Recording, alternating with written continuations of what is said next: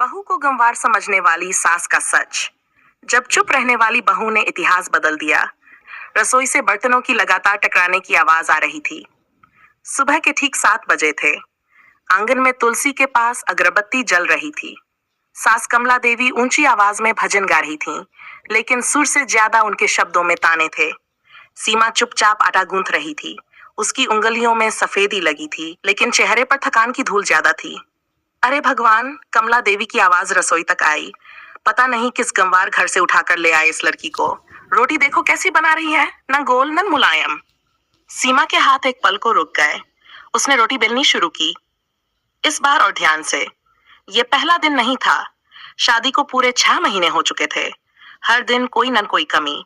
कभी रोटी गोल नहीं, कभी चाय फीकी, कभी दाल में नमक ज्यादा। ये पति रोहित सब सुनता था, लेकिन हमेशा की तरह चुप रहता। सीमा ने धीमे स्वर में कहा, मम्मी जी कोशिश कर रही हूँ। कमला देवी हंस पड़ी। कोशिश? हमारे घर की बहू हो तुम, कोई प्रयोगशाला नहीं जहां प्रयोग चल रहे हो। सीमा की आंखें भर आईं, लेकिन उसने जवाब नहीं दिया। उसने खुद से एक वादा कर रखा था, मैं बोलूंगी, लेकिन सही समय पर। सवाल, दोपहर में रिश्तेदार आने वाले थे। कमला देवी सुबह से ही मोहल्ले में एक ही बात दोहरा रही थी, हमारी बहू पढ़ी लिखी तो है नहीं, बस किसी तरह घर का काम सीख रही है।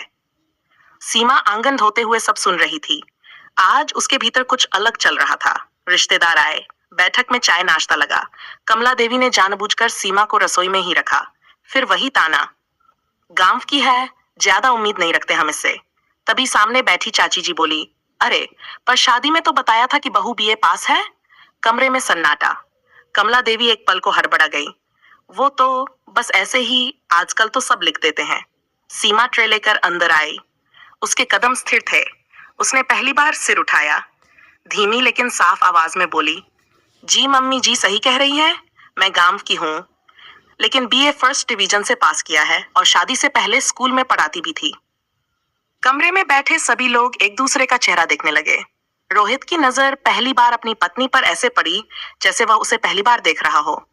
चाची जी मुस्कुराईं, अरे वाह, तो फिर तो घर की लक्ष्मी पढ़ी लिखी निकली।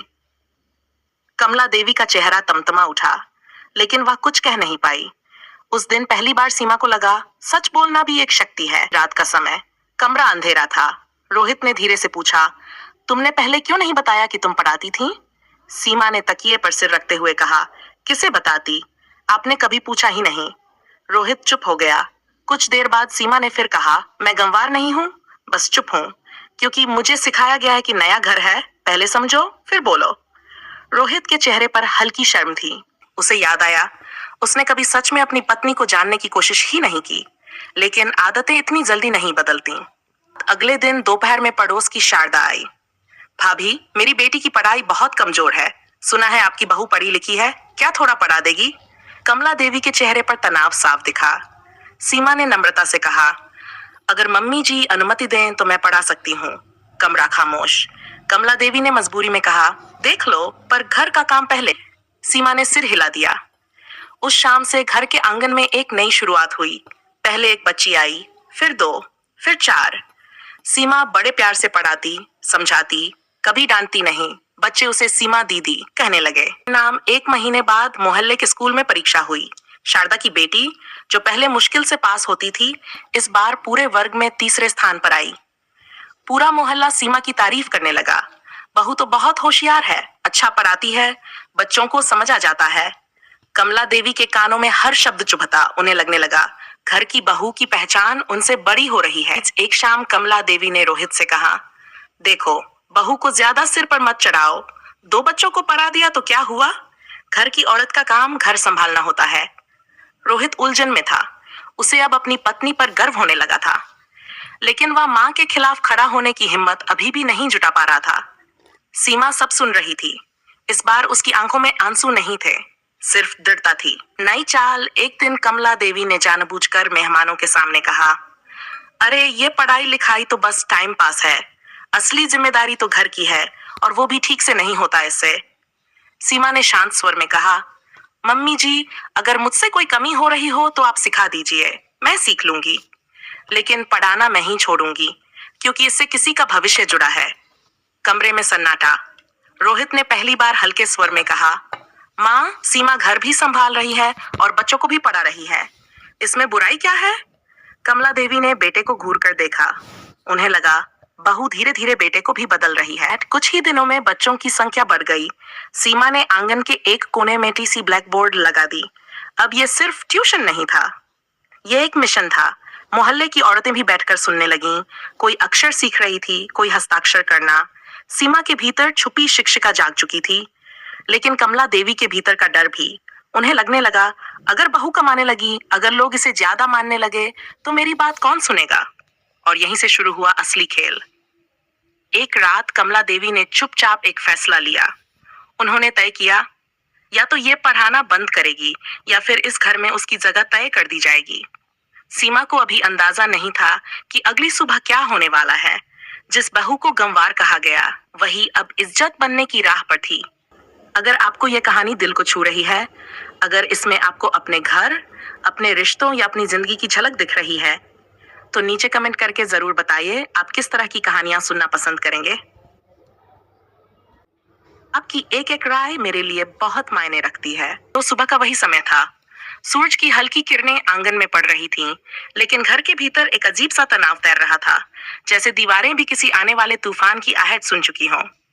सीमा हमेशा की तरह जल्दी उठी, चूल्हा जलाया, चाय चढ़ाई, आटा गूंथा और अपने मन को समझाया कि हर दिन की तरह आज भी वह धैर्य को ही अपना सबसे बड़ा हथियार बनाए रखेगी। लेकिन उसे नहीं पता था कि आज का दिन साधारण नहीं है। जैसे ही सीमा बच्चों को पढ़ाने के लिए आंगन में बैठी, कमला देवी ने तेज आवाज में पुकारा, सीमा, पहले झाड़ू पोंछा खत्म हुआ कि नहीं? या फिर अब घर से ज्यादा मोहल्ला जरूरी हो गया? बच्चे एक दूसरे का चेहरा देखने लगे। सीमा ने शांत स्वर में कहा, मम्मी जी, सब काम हो चुका है, आप चाहें तो देख लें।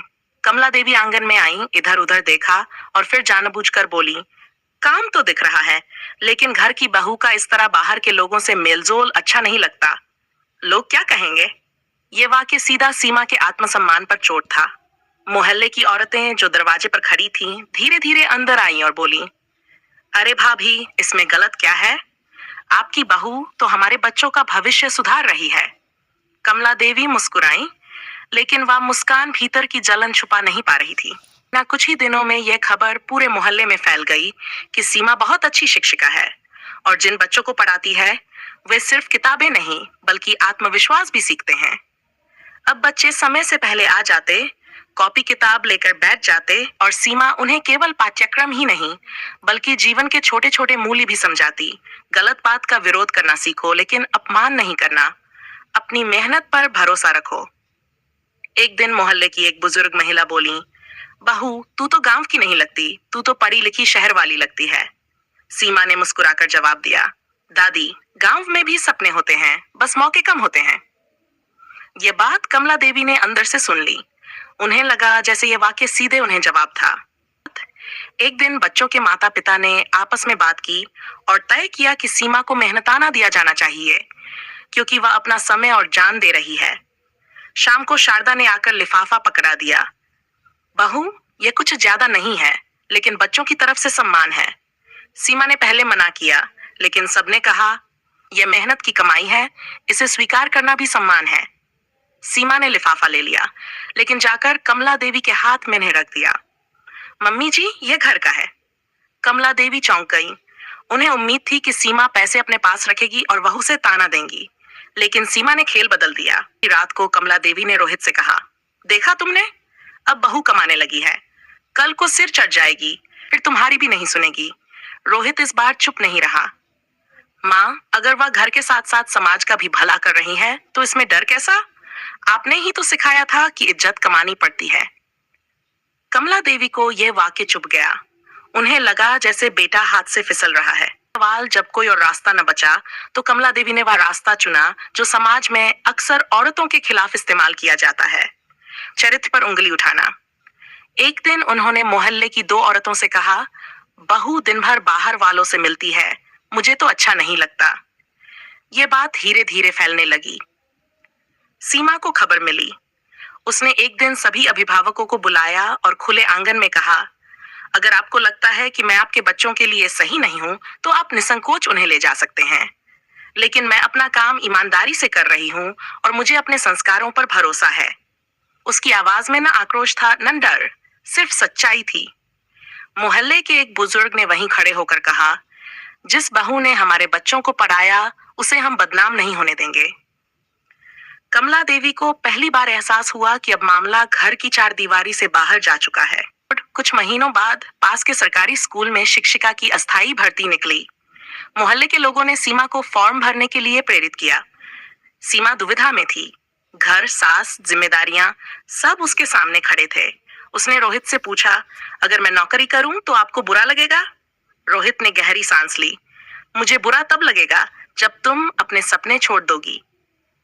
ये पहली बार था जब सीमा को अपनति का स्पष्ट साथ मिला, लेकिन कमला देवी ने साफ मना कर दिया, मेरे रहते इस घर की बहू बाहर नौकरी नहीं करेगी। सीमा ने सिर झुका लिया, लेकिन इस बार उसकी खामोशी हार की नहीं थी, तैयारी की थी। समाज की पंचायत मोहल्ले में एक छोटी सी बैठक हुई। लोगों ने खुलकर कहा, अगर आपकी बहू नौकरी करेगी तो हमारे मोहल्ले का नाम रोशन होगा। आज के जमाने में पढ़ी लिखी बहू को रोकना ठीक नहीं। कमला देवी को लगा जैसे पूरा समाज उनके खिलाफ खड़ा हो गया है। उन्हें पहली बार समझ आया, जिसे वह गंवार कहती थी, वही आज उनकी सबसे बड़ी पहचान बन रही है। अगर सीमा ने चुपचाप फॉर्म भर दिया। इंटरव्यू की तारीख आ गई। घर में सन्नाटा था। कमला देवी अब भी नाराज थी। रोहित भीतर से घबराया हुआ था और सीमा शांत। उसने आईने में खुद को देखा और धीमे से कहा, आज मैं सिर्फ अपने लिए नहीं, उन सब लड़कियों के लिए जा रही हूँ जिन्हें चुप रहने की आदत सिखा दी जाती है। सुबह का आसमान हल्के बादलों से ढका हुआ था और हवा में एक ऐसी ठंडक थी जो किसी बड़े परिवर्तन की गवाही दे रही थी, जैसे प्रकृति स्वयं किसी निर्णायक क्षण के लिए ठहर गई हो। और उसी ठहराव के बीच सीमा ने अपनी पुरानी लेकिन सलीके से संभाल कर रखी गई हल्की नीली साड़ी पहनी, बालों को साधारण जूड़े में बांधा, माथे पर छोटी सी बिंदी लगाई और बिना किसी दिखावे के अपने आत्मविश्वास को ओढ़कर घर के मुख्य दरवाजे पर आ खड़ी हुई। कमला देवी रसोई में थीं, लेकिन उनकी चुप्पी में आशीर्वाद नहीं, विरोध छिपा था। उन्होंने न तो रोका, न ही शुभकामना दी, बस इतना कहा, देख लेना, घर की जिम्मेदारी कहीं पीछे न छूट जाए। सीमा ने सिर झुकाकर उत्तर दिया, घर कभी पीछे नहीं छूटेगा मम्मी जी, क्योंकि यही मेरी जड़ है। और वह इंटरव्यू के लिए निकल गई। सरकारी स्कूल के प्रांगण में दर्जनों उम्मीदवार खड़े थे। कोई फाइल पलट रहा था, कोई प्रमाण पत्र गिन रहा था, कोई घबराहट में इधर उधर टहल रहा था, लेकिन सीमा एक पेड़ की छांव में खड़ी होकर बच्चों के खेल को देख रही थी और उसके मन में यह विचार स्पष्ट था कि नौकरी उसके लिए केवल वेतन का साधन नहीं, बल्कि समाज में अपने अस्तित्व की वैधता का प्रमाण होगी। जब उसका नाम पुकारा गया तो उसने बिना हड़बड़ी के कमरे में प्रवेश किया, प्रश्नों का उत्तर स्पष्टता से दिया, शिक्षण पद्धति पर अपने विचार रखे, ग्रामीण शिक्षा की समस्याओं पर विस्तार से बात की और ये बताया कि किस प्रकार घर की चार दीवारी में रहकर भी उसने मोहल्ले के बच्चों के भीतर आत्मविश्वास का दीप जलाया है। और इंटरव्यू बोर्ड के सदस्यों ने पहली बार किसी उम्मीदवार के भीतर केवल डिग्री नहीं, बल्कि अनुभव की सच्चाई देखी। वह घर लौटी तो न कोई शोर था, न उत्सुकता। कमला देवी सामान्य व्यवहार करती रहीं, जैसे ये घटना कोई विशेष महत्व नहीं रखती। पर मोहल्ले की औरतें शाम होते होते आंगन में इकट्ठी हो गई और हर कोई पूछने लगा कि इंटरव्यू कैसा रहा, और सीमा ने बस इतना कहा, जितना मेरे हाथ में था उतना कर आई हूँ। वह करीब 15 दिन बाद डाकिया एक लिफाफा देकर गया और उस लिफाफे पर सरकारी मोहर थी, जिसे देखते ही रोहित के हाथ हल्के से कांप गए, क्योंकि वह समझ चुका था कि यह केवल कागज नहीं, बल्कि घर की दिशा बदलने वाला दस्तावेज है। जब लिफाफा खुला तो उसमें नियुक्ति पत्र था। सीमा को अस्थायी शिक्षिका के रूप में नियुक्त किया गया था। एक क्षण के लिए घर में सन्नाटा छा गया। मोहल्ले में खबर फैलते देर नहीं लगी। लोग मिठाई लेकर आने लगे।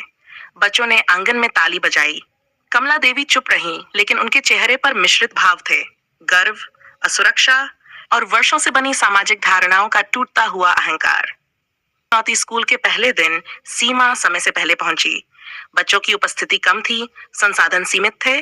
कई छात्र ऐसे थे जिनके पास पूरी किताबें भी नहीं थीं, और कुछ लड़कियां ऐसी थीं जिन्हें घर से साफ हिदायत थी कि पढ़ाई से ज्यादा घर के काम को प्राथमिकता दी जाए।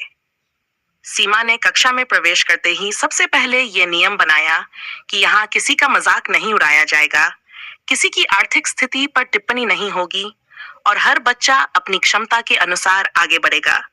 और उसने पढ़ाने के साथ साथ बच्चों के अभिभावकों से संवाद शुरू किया। शाम को उनके घर जाकर समझाया कि शिक्षा केवल नौकरी नहीं, बल्कि सोच बदलने का माध्यम है। धीरे धीरे स्कूल में उसका प्रभाव दिखने लगा। बच्चों की उपस्थिति बढ़ी, लड़कियों का आत्मविश्वास बढ़ा। लेकिन घर की परीक्षा अभी बाकी थी, क्योंकि नौकरी के साथ जिम्मेदारियां भी बड़ी थीं। और कमला देवी हर छोटी चूक को बड़ा बनाकर दिखाने की कोशिश करती। कभी कहती कि दाल में नमक कम है, कभी कहती कि अब बहू को घर की परवाह नहीं रही। और एक दिन उन्होंने रिश्तेदारों के सामने फिर व्यंग्य करते हुए कहा, आजकल की बहुएं नौकरी मिलते ही बदल जाती हैं। सीमा ने उस दिन कोई प्रतिवाद नहीं किया, बल्कि अगले ही दिन अपनी पहली तनख्वाह लाकर कमला देवी के चरणों में रख दी और कहा, यह घर की है जैसे मैं इस घर की हूं। ये वाक्य तीर की तरह लगा, क्योंकि इसमें विरोध नहीं, अपनापन था। कुछ महीनों में स्कूल के परिणाम बेहतर हुए। ब्लॉक स्तर पर सीमा को सम्मानित किया गया, अखबार में उसका नाम छपा और मोहल्ले के बाहर भी लोग उसे पहचानने लगे। और जब एक दिन जिला अधिकारी स्कूल निरीक्षण के लिए आए और उन्होंने विशेष रूप से सीमा की कक्षा की सराहना की, तब कमला देवी पहली बार भीड़ के बीच खड़ी होकर सुन रही थी कि लोग उनकी बहू की प्रशंसा कर रहे हैं। उस शाम उन्होंने पहली बार पड़ोसन से कहा, हमारी बहू मेहनती है। ये छोटा सा वाक्य था, लेकिन वर्षों के अहंकार से बड़ा। एक दिन मोहल्ले में पंचायत जैसी स्थिति बन गई, जब एक परिवार अपनी बेटी की पढ़ाई छुड़वाकर उसकी शादी तय करना चाहता था। और सीमा ने खुलकर कहा कि कम उम्र में शादी लड़की के भविष्य को सीमित कर देती है। और उसने कानून, शिक्षा और आत्मनिर्भरता के तर्क दिए और अंततः वह परिवार मान गया। उस दिन कमला देवी ने दूर से यह सब देखा और उन्हें पहली बार यह समझ आया कि जिस बहू को उन्होंने गंवार कहा था, वही आज समाज में विवेक की आवाज बन रही है। अंतिम दृष्टि, परिवर्तन का स्वीकार। रात को आंगन में शांति थी। कमला देवी ने सीमा को पास बुलाया और धीमे स्वर में कहा, शायद मैंने तुम्हें समझने में देर कर दी। सीमा ने तुरंत उनके पैर छुए और बोली, देर से समझा गया, सच भी सच ही होता है। पर क्या परिवर्तन पूरी तरह स्थायी हो चुका है या अभी और परीक्षाएं बाकी हैं? यह आने वाला समय बताएगा।